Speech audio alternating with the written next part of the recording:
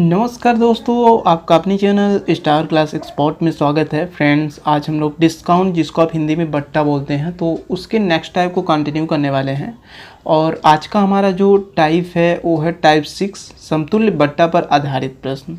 Okay, और इसके पहले देखिए क्या है कि टाइप 1 से लेकर टाइप 5 तक का वीडियो नहीं आप देखें तो देख लीजिए, क्योंकि इससे क्या होता है ना, जब आप कंटिन्यू टाइप बाय टाइप देखते रहते हैं तो प्रत्येक टाइप का क्या है कि जो भी सलूशन होता है बिल्कुल आपको बेटर वे में समझ में आता है, और जो भी मैं नेक्स्ट टाइप कराता हूँ उसे आप बहुत ही अच्छी तरीके से समझ सकते हैं। लेकिन फ्रेंड्स, यही है कि यदि आप इसके पहले का टॉपिक नहीं देखें तो थोड़ा सा समझने में प्रॉब्लम होगा।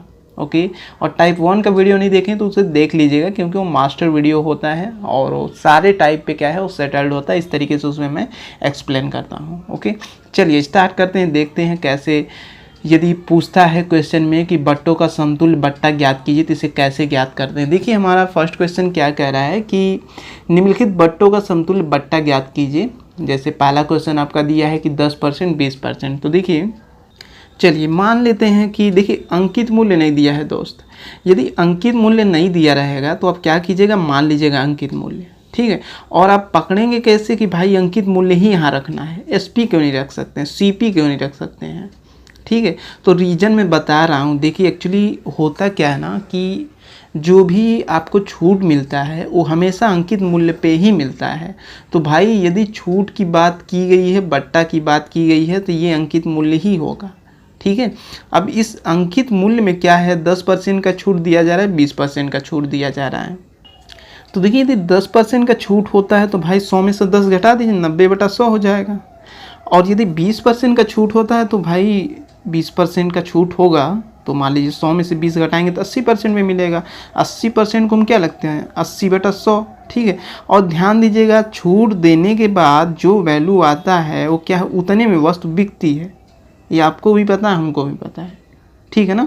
तो ये चीज़ें देखिए, SP सेलिंग प्राइस है। इस सेलिंग प्राइस क्यों लिखा हूँ, क्योंकि जब इसे हम लोग सॉल्व करेंगे जो वैल्यू आएगा वो क्या होगा, सेलिंग प्राइस होगा। ओके, तो देखिए होगा क्या, 2 जीरो से ये 2 जीरो कट गया। ओके, या तो ऐसे देख लीजिए, 1 2 3 4, ऊपर 4 जीरो है, नीचे 1 2 3 4, नीचे 4 जीरो से 4 जीरो कट गया, बचा क्या, 9 और 8, तो 9 8 72 हो गया। इसका मतलब क्या, जो वस्तु है ना वो 72 रुपये में बिकी है, लेकिन वो पूछ रहा है कितना छूट मिला। तो भाई छूट यदि हमको पूरा पता करना, 100 में से 72 को घटा दीजिए।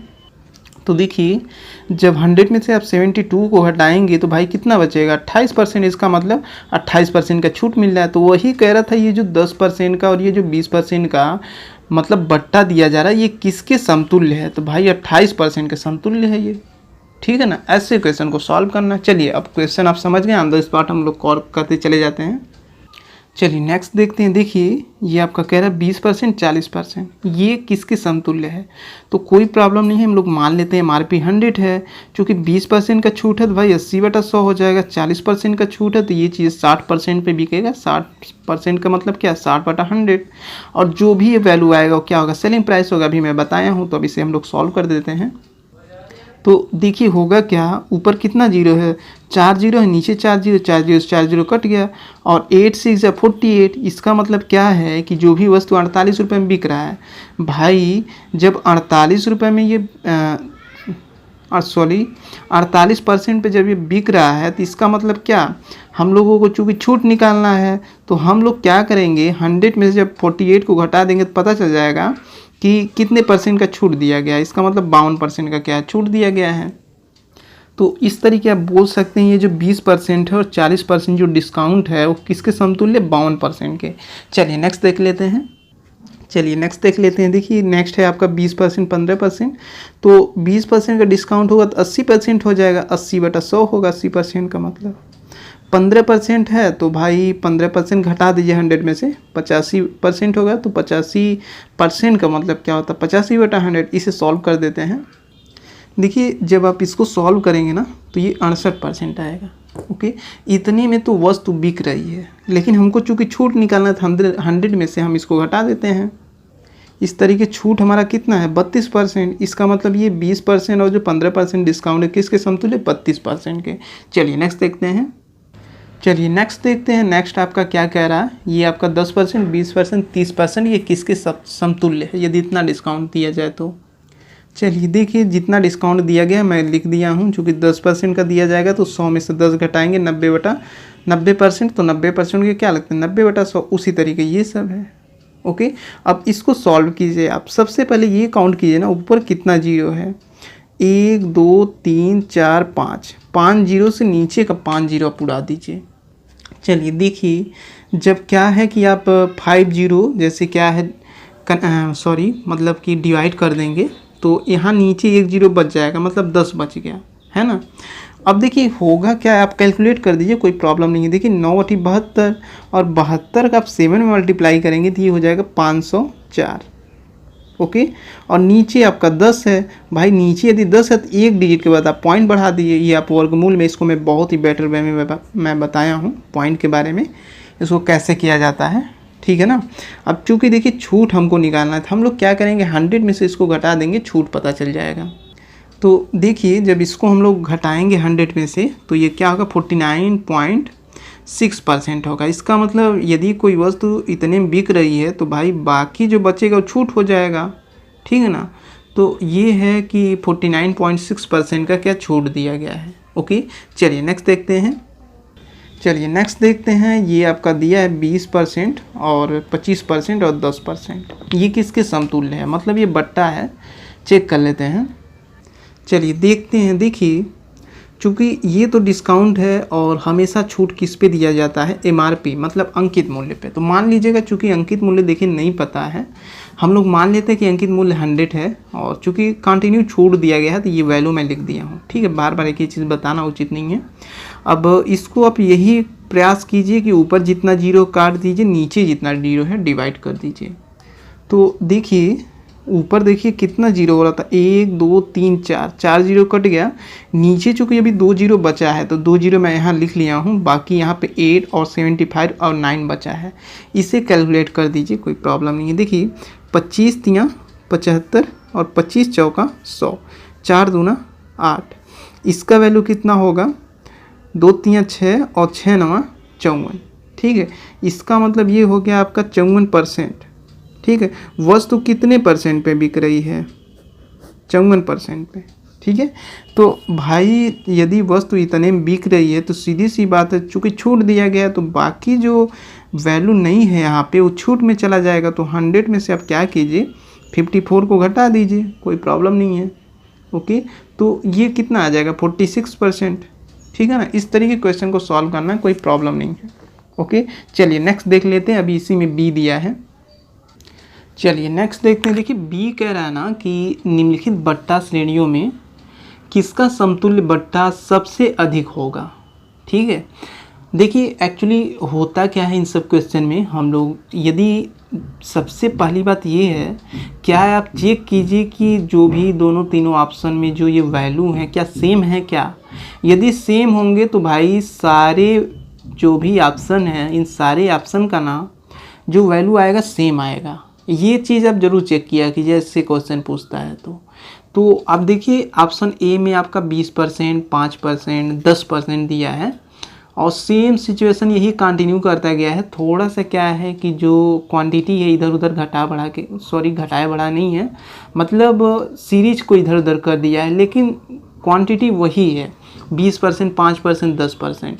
तो अगर हम तीनों को सॉल्व करें तो वैल्यू समान आएगा सबका। तो एक ऑप्शन उसमें देखिए दिया है सभी ऑप्शन, तो डी ऑप्शन क्या है उसमें सही हो जाएगा। तो डी ऑप्शन सही कर लीजिएगा। चलिए नेक्स्ट देखते हैं। एक क्वेश्चन और देखते हैं। सेकेंड क्वेश्चन क्या कह रहा है, देखिए ये कह रहा है निम्नलिखित बट्टा श्रेणियों में किसका समतुल्य बट्टा सबसे बड़ा है, ठीक है। तो देखिए इसको कैसे सॉल्व करना है। देखिए ये भी आपका सेम क्वेश्चन क्या है वही है, ठीक है ना।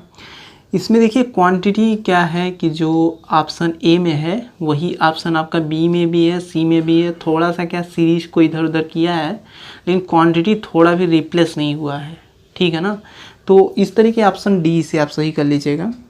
चलिए नेक्स्ट देखते हैं। नेक्स्ट क्वेश्चन क्या कह रहा है, ये कह रहा है कि निम्नलिखित बट्टा श्रेणियों में कौन ग्राहक के लिए और कौन दुकानदार के लिए सर्वाधिक फायदेमंद होगा। तो देखते हैं। तो देखिए जब हम लोग थर्ड क्वेश्चन सॉल्व करेंगे ना, तो उसमें आपका दिया हुआ था जो बट्टा था 20%, 5%, 10% दिया हुआ था। तो जब हम इसे सॉल्व करेंगे तो हम देखेंगे कि जो हमारा छूट मिल रहा है वो क्या है, 31.60 मिल रहा है ना। तो देखिए पहले के तरीके हम लोग निकाल के इसको चेक करेंगे। तो यहाँ पे हम लोग देख क्या पा रहे हैं कि मान लीजिए 3 ऑप्शन था ए बी सी। तो जब हम ए का चेक किए हैं तो जो हम जैसे वस्तु क्या है, पहले तो 68.40 इतने में बिक रही है, लेकिन चूंकि हमें छूट निकालना है भाई, छूट निकालेंगे तो होगा 31.60। ठीक है, ये तो ऑप्शन ए का है। बी का ऑप्शन है 31.36 और सी का है 31.15%। अब ये आप इसमें बताइए इसमें कौन सा ऐसा वैल्यू है छूट का, ये ध्यान दीजिएगा, ये भी छूट का ही है, डायरेक्ट आप निकाल लीजिएगा क्योंकि ये डायरेक्ट मैं रख दिया हूँ, है ना। तो आप देखेंगे तीनों छूट में ना जो सर्वाधिक छूट है ये ऑप्शन ए का है।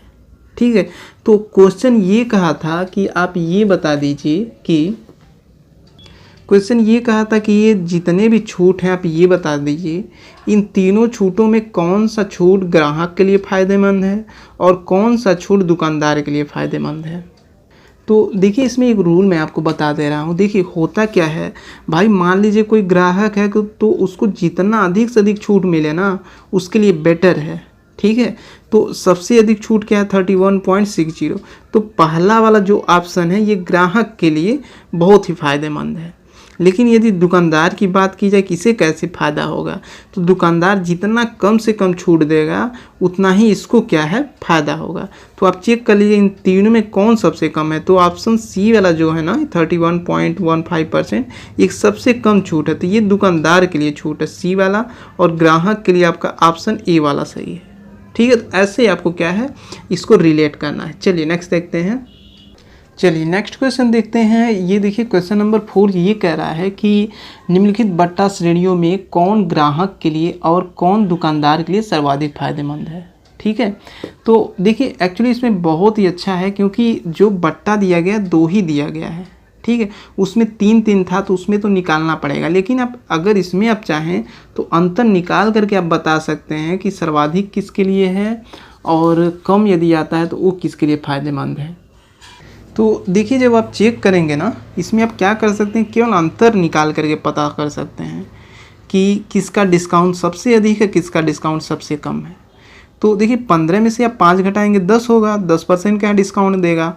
यदि यहाँ क्या है आपका 12% और 8% कंटिन्यू डिस्काउंट दिया जा रहा है, तो इनमें अंतर निकालेंगे तो आप देखेंगे 4% का क्या है डिस्काउंट दिया जाएगा फाइनली।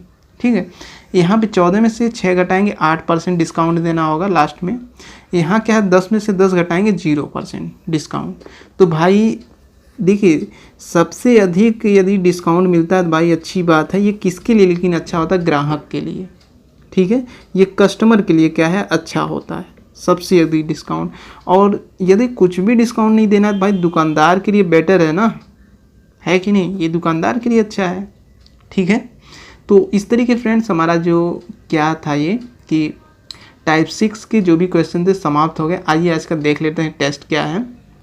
ये आपके लिए फ्रेंड्स टेस्ट है, इसका आंसर आप बिल्कुल पॉजिटिव कीजिएगा। यदि इसका आंसर आपका सही होता है तो क्या है कि जैसे ही नेक्स्ट डे मैं नेक्स्ट वीडियो अपलोड करूंगा तो आपका नाम यहाँ पे डिस्प्ले करूंगा। ओके, तो फ्रेंड्स यदि आपको ये वीडियो पसंद आया तो जितना हो सके इसे लाइक और शेयर करने का प्रयास कीजिए। और ओके, और जितना भी हो सके जो भी